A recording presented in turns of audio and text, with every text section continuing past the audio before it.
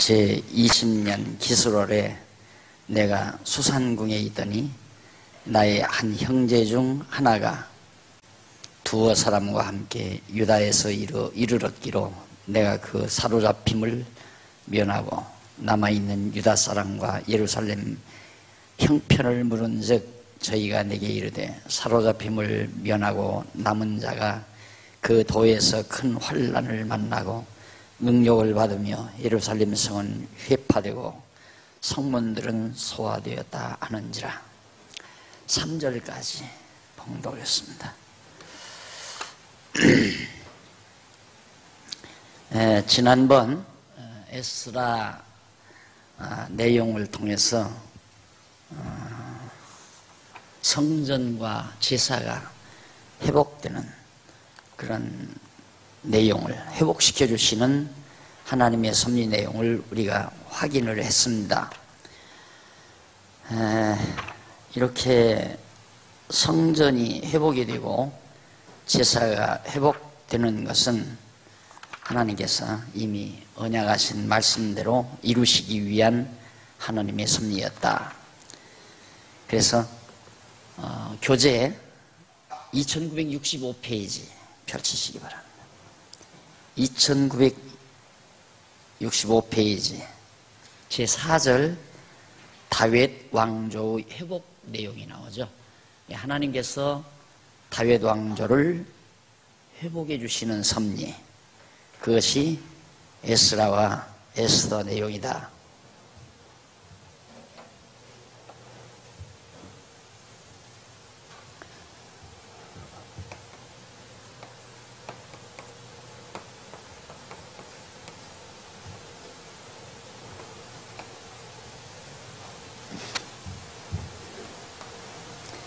예, 다윗 왕조인데 이 왕조가 587년까지 주전 잘 유지가 됐죠. 그 아들이 왕이 됐다. 그래서 다윗 왕조, 다윗 왕가가 587년도까지는 무사하게 잘 유지가 됐습니다. 그런데 이때 이제 바벨론에 의해서 망해서 70년 동안 이제 왕족이 그러니까 다스리지 못하는, 이걸 꺼져가는 등불, 꺾어진 갈대라고 여러분들이 생각하시면 됩니다. 이게 꺼져가는 등불 마저 하나님은 끄지 않고 꺾어진 갈대 마저 꺾지 않는다. 근데 우리 입장에서는 그냥 갈대가 꺾어져 버리면 이건 끝났다. 또 불이 점점 꺼져가면, 등불이 꺼져가면 이제는 캄캄하겠구나 포기해버리지만, 언약자손은 포기해서는 포기란 바보나 하는 겁니다. 우리에게는 포기란 있을 수 없고 절망도 있을 수도 없고. 왜? 하나님 여호와께서 당신의 이름의 영광을 드러내기 위해서는 언약자손을 마저 끄는 법이 없어요. 그리고 절대로 마저 꺾어버리시는 법이 없고. 그러니까 우리는 공연한 걱정을 하는 거예요. 하나님이 꺾어버리시는 것은 하나님께서 여호와이심을 깨달아 알게 하기 위한 한 방법이죠. 안 꺾고 무성하게 다윗 왕조가 아주 잘 형통하게 지금 잘 진행이 되잖아요. 그러다 보니까 우리는 안 망한다. 왜? 우리가 잘나서 안 망한다. 그래서 자기 잘난 척 생각을 하고 여호와 하나님 경외하기 잊어버리고, 그리고 이방 신들을 섬기게 되고, 또 이방 강대한 나라들을 의지하게 되고, 아주 못된 짓은 다 올라서 하잖아요. 하나님 가장 중요한 여호와 하나님은 잊어버리고 강대한 나라 의지하고, 그리고 그 강대한 나라가 섬기는 우상 갖다가 섬기고, 이렇게 하니까 하나님께서는 여호와 하나님을 다시 기억해서 경외케 하는 방법은 꺾어버리는 거죠. 꺾어버리고 이제 절망하게 했다가 꺾어버리면서 하나님께서 내가 꺾지만 다시 일으켜준다. 이미 그에 앞서 모세를 통해서 언약한 말씀대로 다시 회복시켜 준다 얘기죠. 그래서 회복해서 지금 에스라 때 돌아와가지고, 에스라죠. 에스라 때 돌아와서 성전과 제사, 성전 제사가 회복시켜 주신, 그러니까 하나님과의 관계부터 먼저 회복시켜 주는 거죠. 그러니까 요즘에 소통이라는 말 많이 쓰죠. 하나님과 백성이 소통한다는 말은 좀 건방진 얘기죠. 예, 그동안 여호와 하나님을 잊어버리고 살던 백성들이 70년 포로 생활하고 돌아와서는 성전도 열심히 짓고 하나님께 제사도 열심히 드리고 사람 됐죠. 백성이 됐잖아요. 그리고 하나님이 은혜의 영광을 찬송하고, 꺾었다가 일으키지 않으면 그렇게 안 돼요. 그리고 꺼져가는 등불 되게 했다가 다시 일으켜주지 않으면 안 된단 말입니다. 인간은 얼마나 어리석은지, 어리석고 미련하고 그 타락한 속성이 고약스러워서 그냥 꾸준하게 잘 되면 제잘난 줄 알아요. 그래서 교만해지고 자만해지고 오만방자해지고, 그래서 정작 형통케 하시는 여호와 하나님을 잊어버리게 된단 말입니다. 그럼 잊어버린 여호와 하나님을 다시 찾아 경외케 하는 방법은 바로 이거죠. 근데 경외케 하기 위해서만이 아니라 그건 결과적으로 나타나는 거예요. 목적은 하나님이 여호와이심을 깨달아 알게 하기 위해서예요. 하나님이 여호와이심을 깨달아 알게 하기 위해서, 그러니까 하나님 당신을 계시하기 위해서. 계시해서 결과는 어떻게 나타나는가? 여호와 하나님의 영광을 드러내고, 영광을 드러내어 깨달아 경외케 되어지는 거죠. 목적은, 성경 기록의 목적은 여호와 하나님을 드러내기 위해, 하나님의 영광을 계시하기 위한 거다. 그 계시 결과가 여호와 하나님께 드리는 경배와 찬양, 그거죠. 자, 그럼 에스라 끝나는데 이제 느헤미야네요. 느헤미야가 이제 계속 오늘 공부하는 건데, 이것은 이제 바로 오늘 여러분들이 공부할 3038페이지 다윗 왕국의 회복, 이건 성전 제사 회복, 다윗 왕국 회복, 이 다윗 왕조를 다시 회복해 주는 거예요.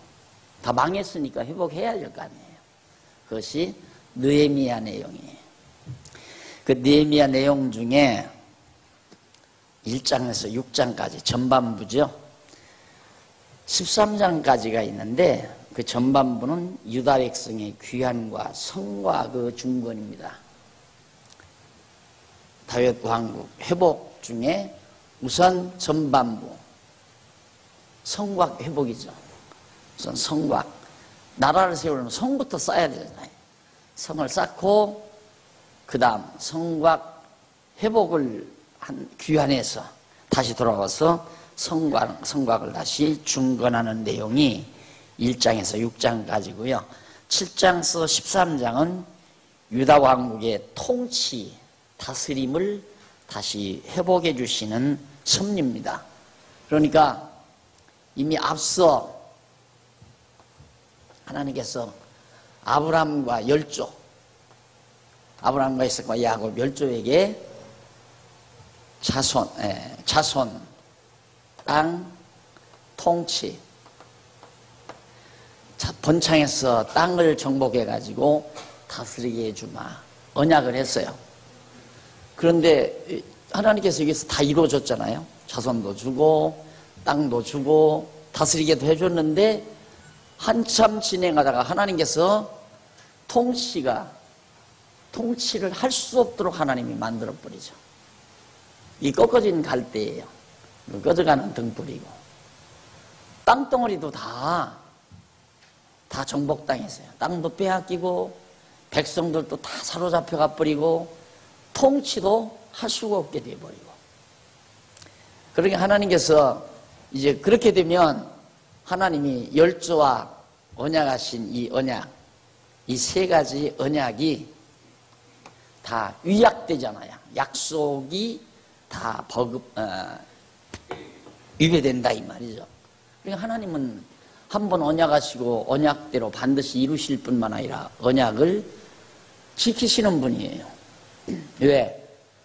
거짓말을 할 수가 없는 분이에요. 하나님이 못하시는 거 하나가 거짓말을 못해요. 변할 수가 또 없고. 왜? 불변의 하나님이기 때문에 하나님은 변할 수가 없어요. 그러니까 한 번 언약을 했으면 변할 수 없이 꼭 언약을 지켜야 되거든요. 그런데 여기 와서 언약이 다 파기되는 것 같이 보이잖아요. 땅도 빼앗기고 백성들도 다 사로잡아가 버리고 또 일부는 사륙당하고 남아도 얼마 안 남고 그리고 뭐 다스릴 수도 없고 세 가지 언약을 다 하나님께서 중단시켜 버렸다 이 말이죠. 그러면 하나님이 정말 언약을 이루시는 여호와가 되시려면 회복을 해야 되잖아요. 그래서 이제 여기가 바로 우리들이 공부하는 회복이에요. 회복 사건. 근데 우선 성전과 제사 회복을 하는데 어떻게? 백성이 우선 돌아와야 되잖아요. 백성이 있어야 나라가 다스릴 수 있는 거니까. 자손이 백성이니까요. 백성이 돌아와요. 바벨론에서. 돌아오고 그 다음에 이제 돌아오니까 자연히 땅은 정복하게 되는 거죠. 예루살렘으로 다 돌아왔으면 백성도 회복되고 땅도 회복이 되잖아요. 도로 찾았으니까. 그럼 마지막 하나 남은 게는 다스린 통치예요. 다윗 왕국을 회복해서 다스리게 해주시는 하나님의 섭리. 바로 저 언약의 근거에서 하나님께서는 그렇게 해주시는 거예요. 하나님이 정하신 뜻을 따라서. 그래서 귀환과 성곽 중건 내용이 전반부에 나오고 후반부는 7장에서 13장까지는 유다 왕국의 통치를 다스리는 이것을 하나님이 회복해 주신다. 그러면 다 회복됐죠? 그러니까 꺾어졌다가 다시 일으키고 꺼져가다가 다시 심지를 돋과 불빛을 밝혀준 거죠. 하나님은 거짓말하거나 약속을 어길 수 없기 때문에 그래야 또 하나님이 여호와이심을 드러낼 수 있기 때문에 그렇게 섭리하시는 것이다. 그래서 첫째로 한쪽 가로 1번 39페이지 중간 귀환 돌아오는 것이요. 백성들이 고토로 하나님의 언약의 땅으로 예루살렘으로 돌아오는 겁니다. 귀환해서 우선 성곽을 다 중건하는 내용입니다. 그것이 1장부터 6장까지인데 그 내용 중에 우선 서론으로 1장과 2장은 바로 그 밑으로 두 번째 줄 끝부분에 나오죠. 1장과 2장은 느헤미야가 예루살렘으로 다시 돌아오는 내용이고 느헤미야가 돌아와요. 느헤미야가 많은 백성들을 데리고 그 다음 3장과 5장 13절까지는 예루살렘 성곽 중건공사, 예루살렘 성곽을 중건하는 공사가 진행되는 내용이고, 그러니까 앞서는 예루살렘 성전이 이렇게 지어진 거고요. 이렇게 성전이 지어진 거고, 언약궤도 있고요. 성전이 지어진 거고, 이제는 성전을 중심해서 쫙 성곽이 있어요. 막 밖에. 예루살렘 성 전체 성곽이. 이 성곽을 이제 다시 쌓아야 되잖아요. 다 헐어져 버렸으니까. 그래서 느헤미야가 돌아와서 성곽을 다시 쌓는 그런 내용으로 이루어집니다. 그리고 5장 14절부터 6장까지는 예루살렘 성곽 중건 공사가 다 완공되는 그런 내용으로 엮어져 있습니다. 그게 쉽죠. 느헤미야는 바로 느헤미야가 전반부에는 느헤미야가 돌아와서 예루살렘 성곽을 쌓아서 준공하는 내용이다. 그리고 이제 아까 말한 대로 7장부터 13장까지는 이제 다윗 왕국이 이 남쪽 유다 다윗 왕국이 다시 회복돼서 통치, 다스리게 하시는 하나님의 섭리가 7장부터 13장까지 나와 있다. 그렇게 이해하시면 얼마나 간단하게 딱 들어옵니다. 얼마나 간단하게 들어옵니까? 그러니까 결국은 그것이 유다왕국의 회복이에요. 다시 회복. 성전 제사 이루어져서 하나님과의 관계가 회복이 되고 그 다음 나라가 다시 세워져서 다스리게 되어졌으니까 완벽하게 회복이 됐잖아요. 이런 섭리는 바로 멸하셨다가 다시 회복하죠. 이런 예루살렘 성이, 성전이 있는 예루살렘 성 나라가, 이스라엘 유다 하나님의 이스라엘 나라가 망했다가 흥했다, 이 말은 하나님의 나라로 오시는 예수 그리스도가 죽었다가 부활하실 것에 대한 하나의 예표로서의 모형과 그림자다. 그러니까 이런 사건은, 지금 이 사건은 장차 하나님의 나라로 오실 예수 그리스도가 죽었다가 부활하실 것에 대한 하나의 예언이에요. 그 예언, 그래서 이 모든 말씀이 내게 대하여, 예수 그리스도에 대하여 증언한 것이다. 그러니까 예수를 그리스도로 알면 성경 다 아는 거예요. 예수를 그리스도로 안다는 것은 성경을 다 아는 거예요. 그러니까 예수를 그리스도로 안다, 이것이 글자, 음성, 내용으로 그 단어를 안다고 해서 하는 게 아니라 예수가 그리스도라는 내용을 안다고 하는 겁니다. 이 구약의 모든 언약대로 이루시는 여호와께서 멸하시고 회복하실 것을 언약하시고 이루시는 이 모든 것들은 장차 언약자손인 예수 그리스도, 하나님의 나라의 만왕의 왕이신 예수 그리스도를 보내어서 죽었다가 부활하게 하실 여호와 하나님의 섭리 내용이 이건데, 이런 예언의 말씀대로 오신 것이 예수 그리스도라 이 말이에요. 그래서 예수를 그리스도로 안다는 말은 이 모두를 알아야 예수 그리스도를 바르게 아는 것이 된다.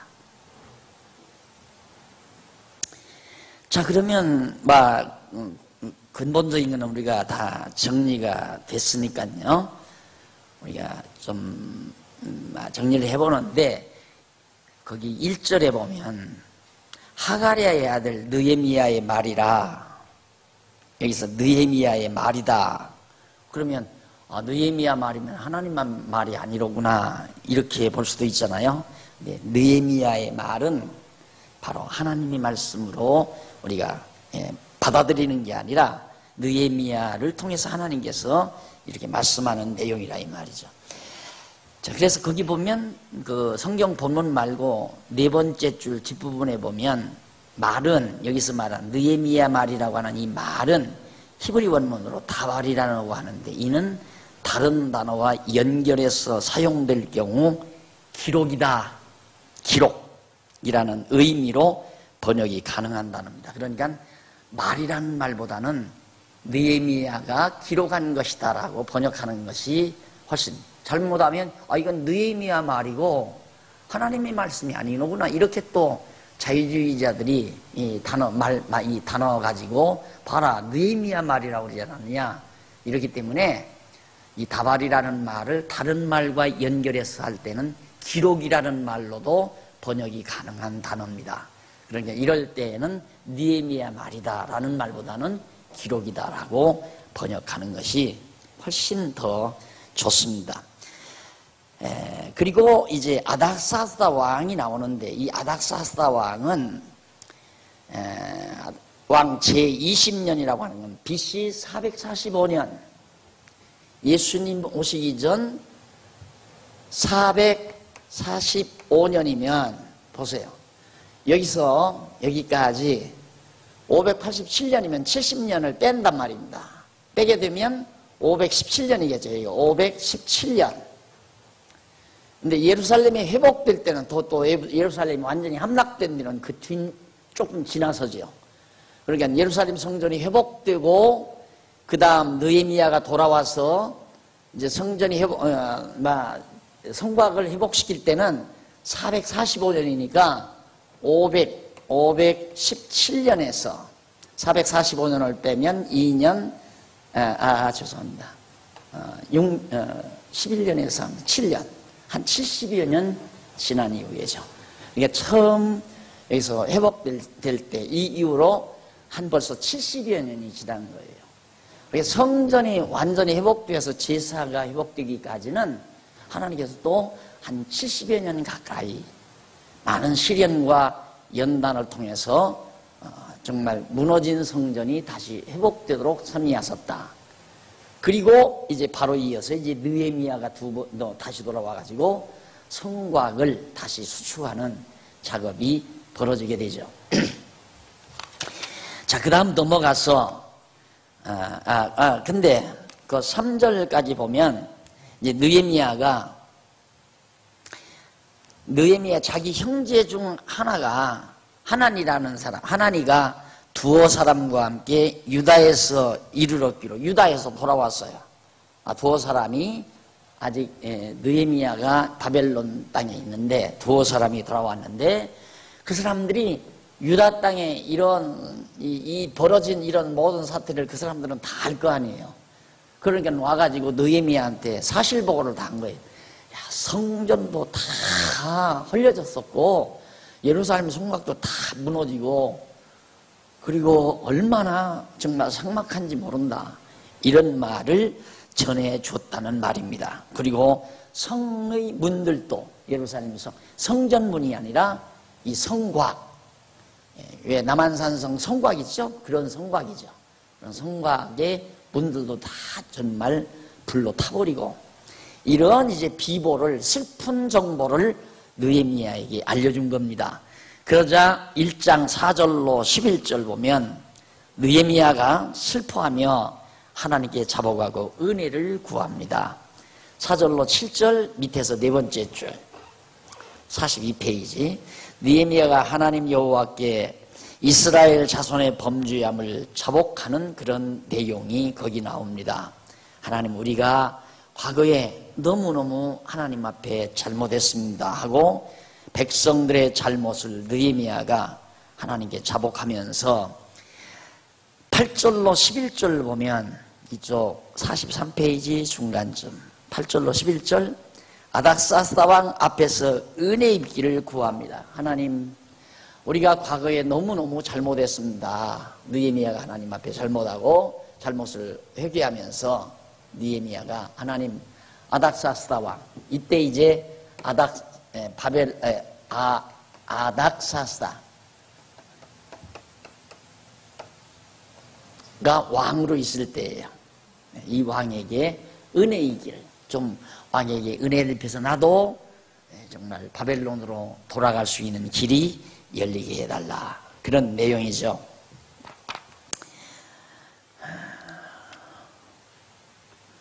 그리고서 이제 이미 거기 제일 밑에 43페이지 제일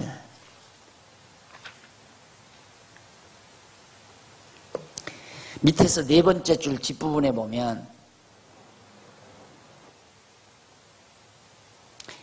그러므로 옛적에 주께서 주의 종 모세에게 명하여 가라사대 너희가 범죄할 것이며 나는 너희를 열국 중에 흩을 것이니라. 그러나 너희 쫓겨나 있는 자를 내가 하늘 끝 거기서부터 모아 내 이름을 두려고 택한 곳으로 돌아오게 한다. 하므로 너희가 내게로 돌아와서 내 계명을 지켜 행한다고 하신 말씀을 이제 청컨대 기억하옵소서. 느헤미야의 기도 내용입니다. 그런데 거기 보면 우리말 본문에 이 내용이 우리말 본문에는 모두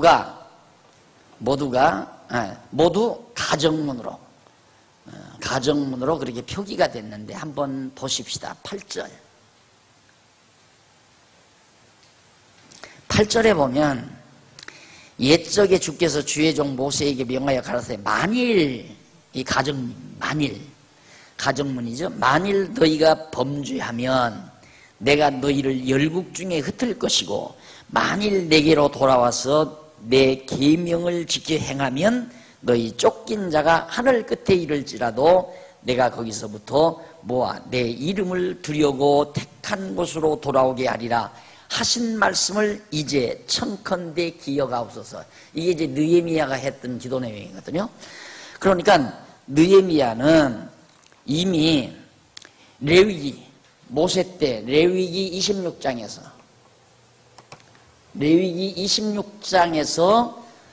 언약하신 그 말씀을 들어가지고 느헤미야가 하나님 이렇게 언약했지 않습니까? 언약했으니까 언약의 말씀 기억하십시오 그 말이거든요. 그런데 그걸 우리말 본문에는 가정문으로 번역을 했어요. 만일 우리가 범죄하면 또 만일 우리가 순종하면, 그러니까 우리 학위에 따라서 하나님이 우리를 멸하기도 하고 학위에 따라서 우리를 회복시키기도 하고, 하나님이 정하신 뜻대로 되는 것이 아니라 백성들의 행동 여하에 따라 이러기도 하고 저러기도 하고, 하나님은 그러니까 인간의 행동에 따라서 섭리하신다는 말로 우리말 번역이 된 거거든요. 이건 하나님을 모독하는 말이에요. 그걸 다시 번역하면 그 다시 번역한 것이 바로 제가 아까 읽어드린 그 내용입니다. 다시 번역한 내용.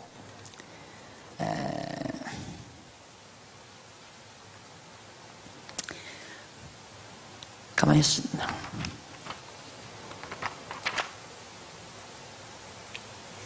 다시 번역한 내용 어디죠? 아까 내가 읽어드렸지. 몇 페이지? 40?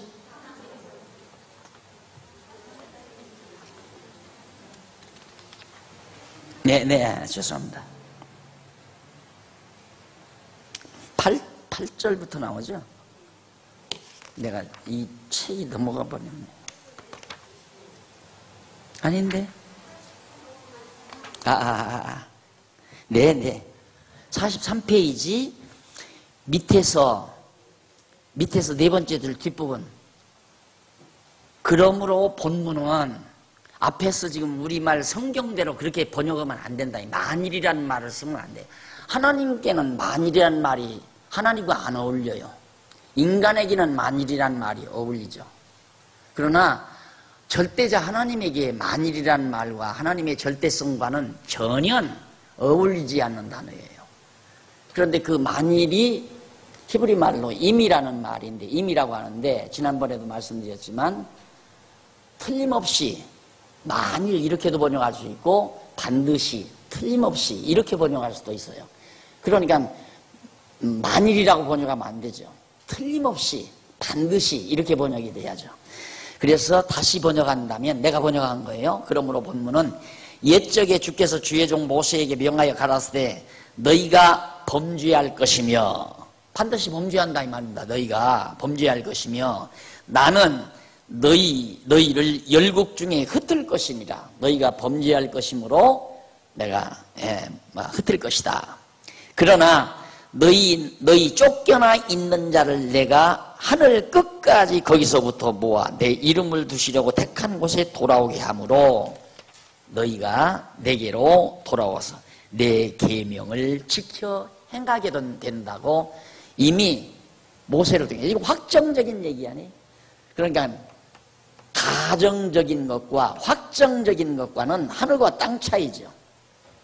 성경은 반드시 확정성을 두고 번역을 해야 한다. 가정성과 확정성. 성이란 가정문과 확정문. 이건 반드시 내 살아있는 동안 좀 성경이 고쳐서 나왔으면 참 좋겠어요. 그게 한 소원입니다. 그리고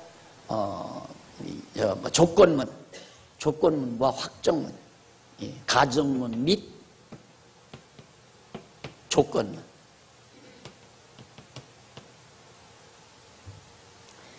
그래서 이것이 이제 확정문으로 다 바뀌어지는 작업을 하여튼 하나님께서 기회 주는 대로 최선을 다해서 해보려고.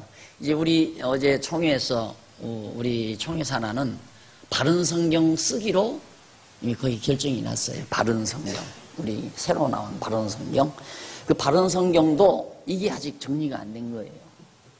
그래서 그걸 연구한 학자를 직접 제가 지난번 이사회 때 가서 만나가지고 일단 입을 열었어요. 제가 이 얘기를 했어요. 우선 가장 시급한 것이 신명기의 조건문이다.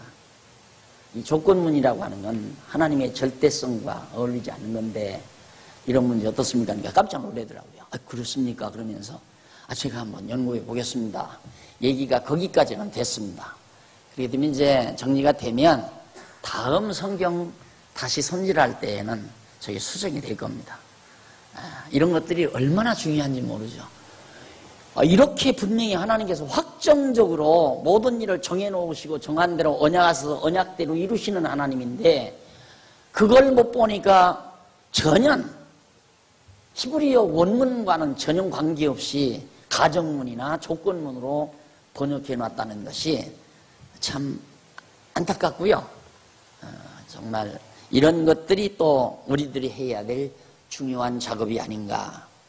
그래서 사실은 내가 이 강론집을 쓰기는 쓰지만 강론집 쓰는 건 막 자세하게 쓰니까 좋지만은 이보다도 더 좀 1차적으로 시급한 것이 성경부터 우선 좀 성경만 바르게 번역해 놓으면 또 이 강론집이 이렇게 길 필요도 없을 것 같아요. 지금 이렇게 가만히 생각해 보면.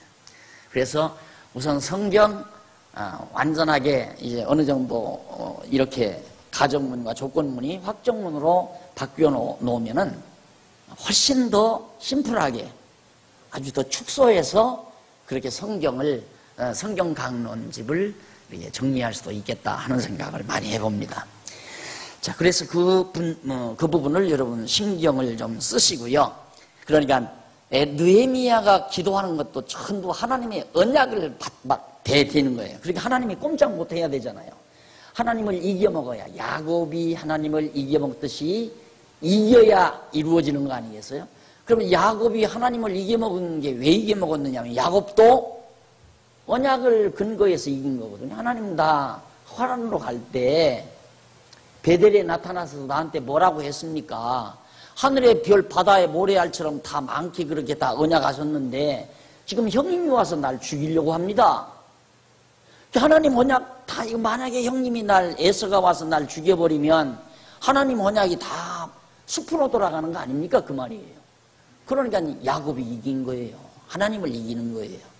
그게 느헤미야도 지금 하나님을 이기는 거예요. 왜? 언약 붙들고 들어주니까. 하나님께서 모세를 통해서 이렇게 다 해준다고 하지 않았습니까? 돌아와서 다 회복해가지고 계명을 잘 지켜 행한다고 하나님이 그렇게 언약을 다 하셨는데 이제 청건대 그 언약을 좀 기억하고 할 수 있도록 해 주십시오. 그 말이죠. 그것이 바로 44페이지 제일 상단에 있는 그런 내용입니다. 자, 그 다음 내려가서 2장 1절로 10절 거기 보면 느헤미야가 왕에게 성중건 요청을 허락받아서 귀환을 합니다. 당연하죠. 하나님 앞에 하나님 그렇게 언약을 하셨으니 나로 하여금 아닥사스다 왕에게 은혜를 좀 있게 하십시오. 그래서 아닥사스다 왕이 허락해야 가니까 비자를 내줘야 갈 거 아니에요. 지금 출국을 해야 되겠는데 비자 안 내주면 못 가잖아요. 그러니까 아닥사스다 왕에게 은혜를 있게 해달라면 비자 잘 받게 해주십시오. 그런 말고 갔단 말입니다. 하나님께서 응답해서 아닥사스다의 마음을 감동시켜가지고 바로 느헤미야가 무사히 출국해서 귀국할 수 있도록 하나님께서 섭리하셨다 이 말입니다. 그것이 1절로 10절까지 나옵니다. 자, 하나님께 이제 예루살렘 중건, 성곽을 중건하도록 요청하는 내용이 1절로 5절까지고요. 그 다음 6절로 10절까지는 아닥사스다 왕의 허락을 받아서 조서를 가지고 예루살렘으로 돌아가는 내용입니다.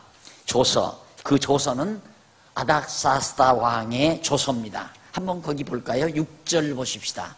그때 왕후도 왕의 곁에 앉았더라. 왕이 내게 이르시되 네가 몇 날에 행할 길이며 어느 때에 돌아오겠느냐 하고 왕이 나를 보내기를 즐겨하시기로 내가 기한을 정하고 내가 또 왕에게 아뢰되 왕이 만일 즐겨하시거든 강서편 총독들에게 내리시는 조서를 내게 주사 저희로 나를 용납하여 유다까지 통과하게 하시고 또 왕의 산림 감독 아삽에게 조서를 내리사 저로 전에 속한 영문의 문과 성곽과 나의 거할 집을 위하여 들보와 제목을 주게 하소서 하며 내 하나님의 선한 손이 나를 도우심으로 왕이 허락하고, 아닥사스다 왕이 표면에는 허락을 하지만 이면에는 하나님께서 아닥사스다의 마음을 감동해서 허락하게 하셨단 말이에요.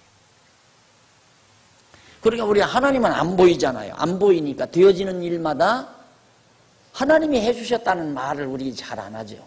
형님이 그렇게 해주셨어. 언니가 그렇게 해줬다. 나 어려울 때 형님이 도와줬다. 큰 집에서 나를 도와주고.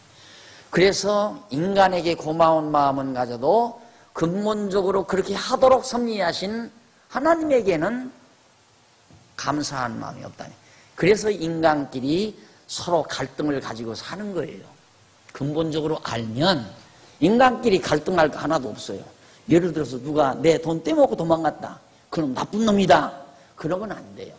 하나님이 내게서 그 돈이 없어져야 하기 때문에 하나님이 그 사람에게 나쁜 마음을 주어가지고 내 돈을 떼먹도록 하셨구나. 이렇게 생각하면 그 사람 미운 생각이 없을 거 아니에요. 맞기는 맞는데, 그렇죠?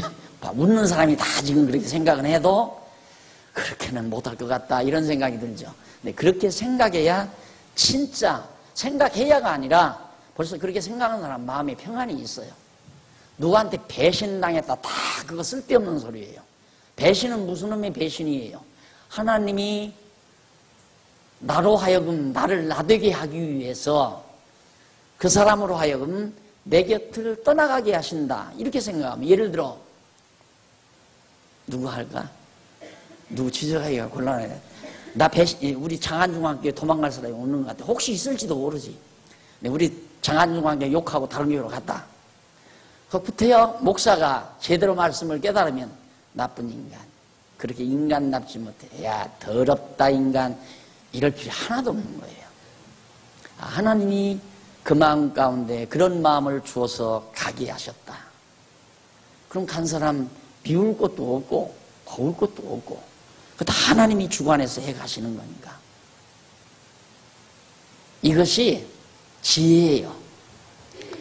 그래서 인간을 개인적으로 미워하거나 증오하거나 특별히 인간을 편애하거나 이럴 필요도 없는 거고, 하나님이 내 곁에 이기게 하면 있는 거고, 내 곁을 떠나게 하면 떠나는 거고, 날 망하게 하려면 내 곁에 고약한 사람이 오게 하고, 날 또 망하게 하려면 좋은 사람이 내 곁에서 떠나게 하는 거고, 하나님이 그러는 거지 인간이 그러는 게 아니거든요.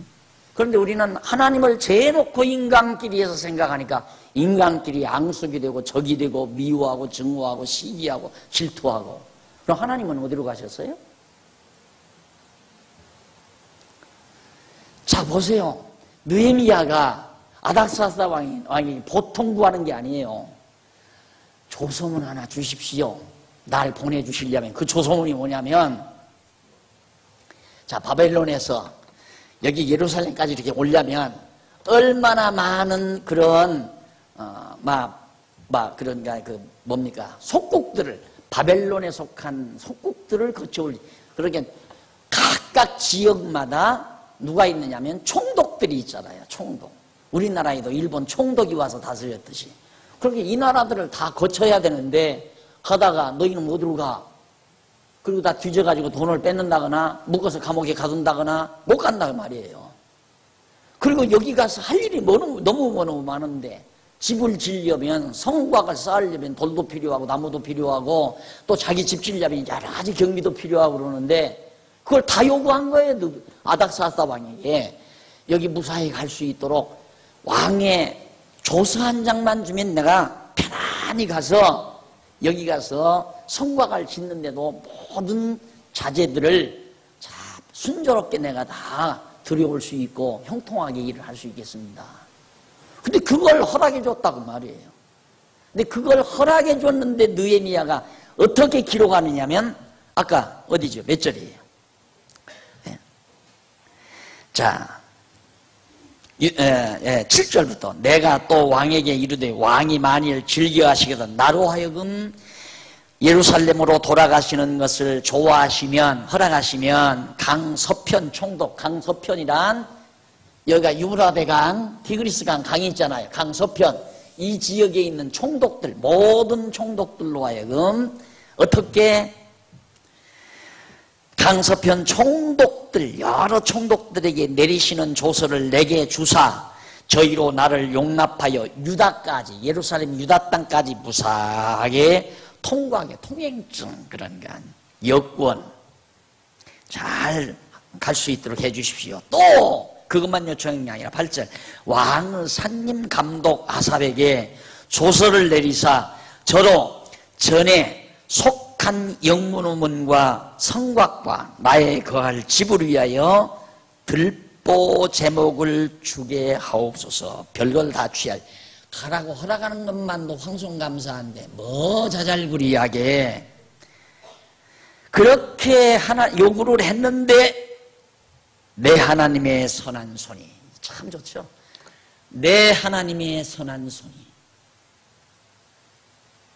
아닥사스다가 그렇게 한 게 아니에요.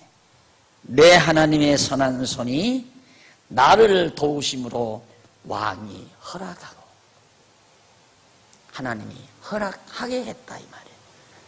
그래서 마음이 편안한 게 아니에요. 그래서 마음이 편안한 거예요.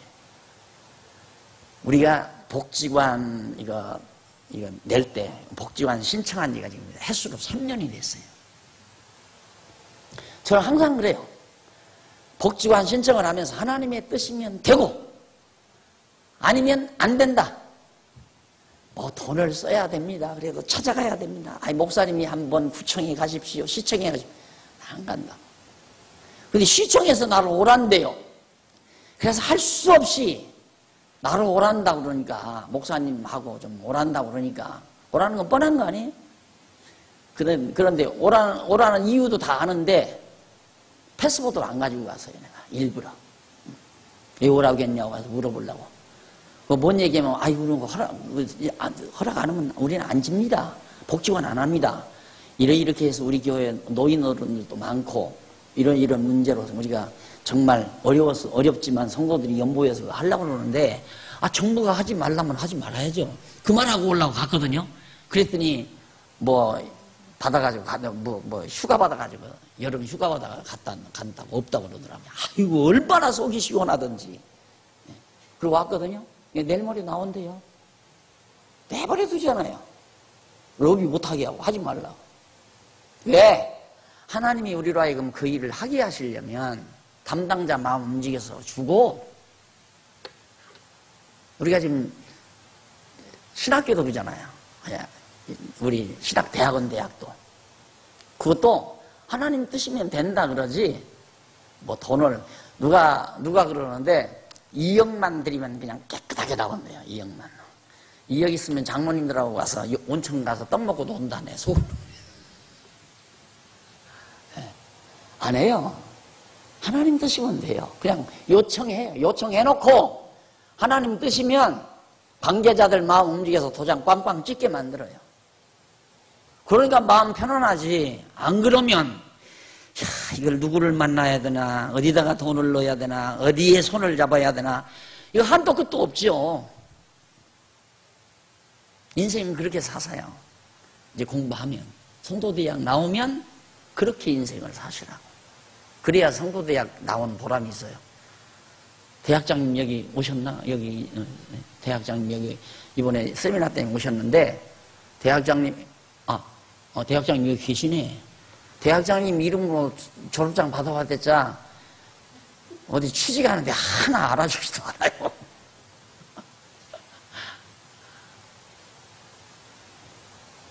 편하게 하나님 의지하고 하나님의 선한 손이, 그때 정말 직업도 없고 살림살이를 꾸릴 수도 없는 그런 형편에 큰아버지가 와서 돈 100만 원 봉투 딱 놓고 가는데 너무너무 고마웠다. 그건 알아. 그런데 하나님의 선한 손이 큰아버지의 마음을 움직여서 100만 원 놓고 가게 하신 근원적인 하나님께 대한 고마움은 그건 생각도 안 나는 거예요. 그것이 우리들의 보편적인 삶의 과정 속에서 이어지는 우리들의 생각이란 말입니다. 거기서부터 우리 자신의 생각이 비틀어지는 거예요. 그래서 인간 세계에서 갈등이 몰려오고, 그래서 인간 세계에서 여러 가지 문제들이 산출되고, 그래서 그것 때문에 잠 못 이루고, 그것 때문에 속상하고, 그것 때문에 스트레스 받고. 아무것도 스트레스 받을 거 없어요. 아무것도. 돈 뗐으면 그 사람 미워하지 말고 하나님이 그 사람 통해서 가져가게 했다. 욥이 그랬잖아요. 욥이. 갈대아 사람들이 와서 분명히 다 아들들 죽이고 양떼들 다 몰아갔단 말입니다. 눈으로 보기에는. 그런데 욥의 고백은 하나님께서 주시고 하나님께서 가져가셨다. 그러니까 그 신앙 지키잖아요.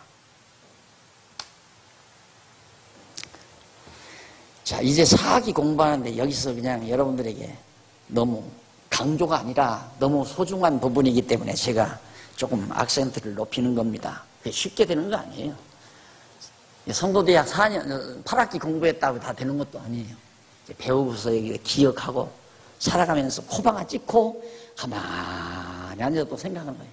그러다가 또 퍼뜩 깨닫고, 그래서 하나하나 커가는 거예요. 코방아 찍고.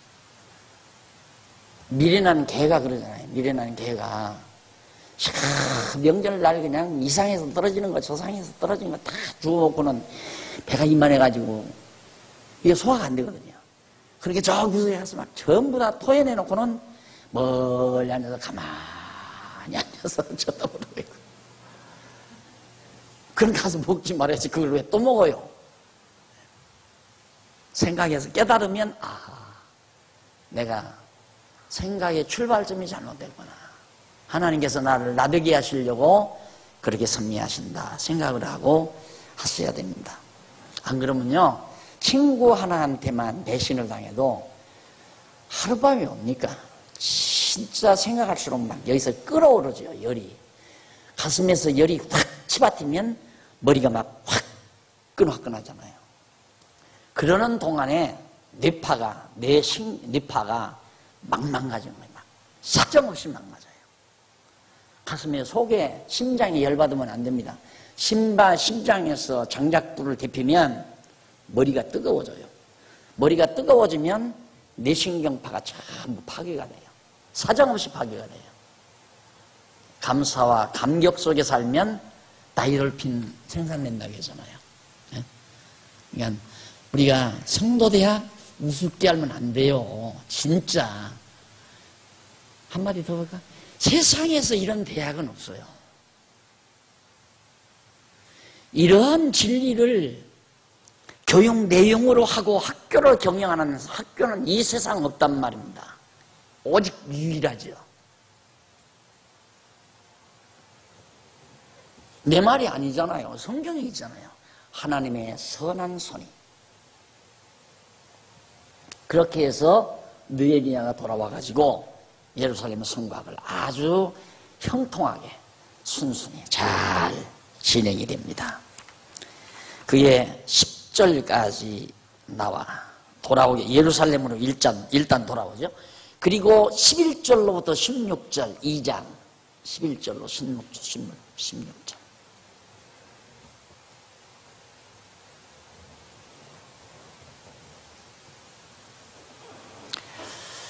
느헤미야가 밤에 예루살렘의 성벽을 시찰하고 돌아옵니다. 일단 예루살렘으로 돌아와가지고 느헤미야가 돌아와서 이 성전이 있는 성곽, 이 뺑 큰 성곽이 있는데 성곽의 상황을 알아야 할 거 아니에요. 밤에 시찰을 나간 거예요. 가보니 형편없죠. 뭐. 다 흘리고 성문들은 불타버리고 잿더미가 돼 있고 황망하죠. 완전히 큰 전쟁이 쓸고 간, 거기다가 이제 벌써 70년 세월이 지났으니까 자풀은 우북이 우거졌을 거고 형편없을 거 아닙니까? 그런 모습을 보고서 예루살렘으로 돌아옵니다. 그리고 17절로 20절 보면 느헤미야가 성 중건에 대해서 비웃는 말을 듣습니다. 느헤미야가 이제 성전을 이렇게 성곽, 예루살렘 성곽, 성전이 아니라 성곽을 다시 건축을 하는데 비웃는 사람들이 말아요. 아이고 웃기지 말라. 너희들이 무슨 능력이 있어서 70년 동안 완전히 나라 잃고 형편없이 돼버렸는데 너희들이 성곽 쌓는다고 무슨 돈으로 쌓느냐? 싼들 얼마나 튼튼하게 쌓겠느냐? 쌓아봤자 노루가 한 마리 지나가면 우르르 다 무너난다. 이런 식으로 비아냥대면서 비웃는 그런 말을 듣습니다. 우리도 살면서 그런 말 많이 듣잖아요. 주변으로부터 아이고 꼴에 그런 것 한 번 듣고 나면 진짜 맨날 며칠이 아니죠. 평생 그 사람은 올 수 있잖아요. 이를 빡빡 깔면서 두고 보자. 그러니까 악심을 품고 그 악심을 품고 열심히 사는 걸 악착같이 산다고 그래요. 악심을 품고 열심히 사는 거. 열심히 사는 게 한 종류가 아니에요. 부지런하게 열심을 품어 주를 섬기라. 하나님 안에서 평강과 기쁨을 가지고 소망 중에 열심으로 사는 사람, 이게 이제 건전한 열심이죠. 그러나 악심을 품고 증오심, 네가 잘났다고 나한테 완전히 거만 떨었지 두고 보자. 그래서 막 악심이 복수하기 위해서, 보복하기 위해서 네 앞에 내가 세단 딱 타고 확 드러났거다. 이 다음 동창일 때는 이런 악심, 이것이 이제 사람으로 하여금 열심히 살게 만들어요. 이 세상 사람들은 거의 다 그겁니다. 거의. 그러니까 경제 논리로 보면 부자 사람이 사는 아파트하고 가난한 사람들이 사는 아파트하고 섞어 놔야 돼요. 그래야 그냥 아야 자살할 놈 자살하고 그냥 이를 악물고 막 따라붙으려고 하는 그렇게 따라붙고. 왜? 같은 아파트인데 어디 된 거 보니까 막 2천만 원짜리, 3천만 원짜리, 어떤 사람 막 2억 원짜리 갖다가 딱딱 대놓는데 자기는 중고차 50만 원짜리 중고차 끌어다 대놓으니까 일불나잖아요. 그러니까 기질이 있는 사람은 두고 보자. 그것 때문에 열심히 사는 거죠. 경제 논리로 그렇게 또 정치를 펴는 방법이 있어요. 약 올리게 해서 일하게 하는 방법. 이것이 자본주의의 아주 악랄한 수법입니다. 그래서 내가 그걸 노세 그림, 요즘에는 내가 그림이 손이 떨려서 안 그리려고 그러나 저는 모르지만 내가 잘 안 그리지만 노세머리에다가 강냉이 달아놓는 거 똑같은 거예요. 욕심을 일으키게 만들어가지고 열심히 살게 만들어요. 그렇게 되면 망가지는 거예요. 사람이 망가져요. 그렇게 살면 좋은 아파트 사서 딱 이사해놓고 얼마 안 있다가 아이고 아주머니 큰일 나네 말깁니다. 악착같이 사는 사람 보세요. 얼굴이 새까말 때까지 살아요. 새까말 때, 얼굴이 새까매질 때까지. 왜? 간이 애간장이 녹는 줄도 모르고 막 돈만 벌으려고 악을 쓰는 거야. 그러니까 애간장이 녹으니까 얼굴이 시커매졌다가 이사해 놓으면 아이고 간암 상기입니다 이렇게 나오는 거죠. 그러면 자손들은 아이고 누려보지도 못하고 갔네. 누려보면 별거예요 그거? 그래서 우리 세대 사람들이 그렇게 가는 사람들이 많습니다. 벌어놓고 몸에 병만 얻어가지고 고롱고롱 하다가 죽는 사람들. 돈 쓸 줄도 몰라요. 우리 세대 사람들. 요즘 젊은 사람들은요, 필요 없어요. 그냥 버는 대로 그냥 신바람 나게 그냥 누릴 거 다 누리고 살지. 잘 산다는 얘기는 아니지만 어쨌든 악착같이 사는 거, 이것은 바로 하나님의 선한 손이 한다는 걸 모르는 사람들은 그럴 수밖에 없는 것이다. 그래서 비웃는 말을 듣고 얼마나 느헤미야가 정말 자존심이 상했겠습니까? 인간적으로 생각하면. 자, 그런 다음 넘어가십시다. 넘어가서 성중건공사가 3장에서부터 5장 13절까지 중건공사가 진행이 됩니다. 그 가운데 3장 1절로 12절에 보면 공사를 분담해서 양문과 어문과 옛문 성벽을 건축을 합니다. 이제 성전 공사가 이 대개 이렇게 돼 있어요. 성전 이렇게 돼 있는 이런 식으로 해서 이건 북문이죠. 이건 동문이고 이쪽은 서문이고 양문이 어디 이쪽 어딘가 있어요. 이런 성문이에요. 우리나라 서대문, 동대문, 남대문이 있듯이 성곽에 문이 있잖아요. 문들을 문과 성벽, 성의 그 벽들을 이제 건축하는 내용이 1절로 12절까지. 그러니까 여러분 이렇게 공사를 할 때 항상 잊지 말아야 되는 건 정말 하나님이 다윗 왕국을 회복하시는구나. 그걸 확인하기 위해서 지금 이 내용들을 일일이 보는 거예요. 예? 성벽을 공사한다. 문은 얼마나 클까? 높이는 몇 자나 됐을까? 그거 고고학 자료를 찾아서 높이는 한 3.5m 되고 광은 한 3m가 됩니다. 그거 찾았다고 해서 성경 깊이 잘 연구했다. 아니에요. 깊이 연구한 것은 정말 하나님께서 왕국을 회복하시는구나. 그게 참으로 깊은 연구예요. 그러니까 깊다고 하는 말은 뿌리 쪽으로 찾아가면서 원인과 의미를 찾아야 깊은 거지, 가지 바깥쪽으로 찾아가면, 예를 들어서 이 가지가 이렇게 뻗어가잖아요. 이렇게 가지가 뻗어가는데 이 가지에서 또 가지 나잖아요. 또 가지에서 또 가지 나고. 이렇게 하면 성경 깊이 연구했다. 일이 들어가서 원인, 이 뿌리, 근원, 깊이, 근본 깊이, 근본 아니? 그 의미만, 이 뜻만 분명하게 찾았으면 그 이상 찾을 것도 없고 그 이상 잃어버릴 것도 없는 거예요. 그게 가장 깊은 연구예요. 그런데 사람들이 깊게 연구한다고 밖으로 연구한다니까. 그래서 내가 오죽하면 구약학 교수가 한 학기 교육을 시키는데, 한 학기 와서 강의를 하는데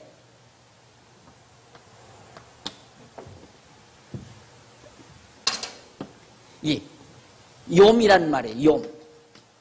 욤이라는 말인데 이게 날이라는 뜻이어서 날짜, 하루 이틀 날. 창세기에 첫째 날, 둘째 날에서 이 날, 이거 하나 가지고 한 학기 공부를 했어요. 그러니까 진짜 이런 경우를 세발의 피라고 그러죠. 파리발의 피라고 해도 돼요. 파리발의 피. 세발의 피는 그래도 커. 저렇게 공부하고 나와서 목사가 되겠어요? 저거 알면 뭐예요?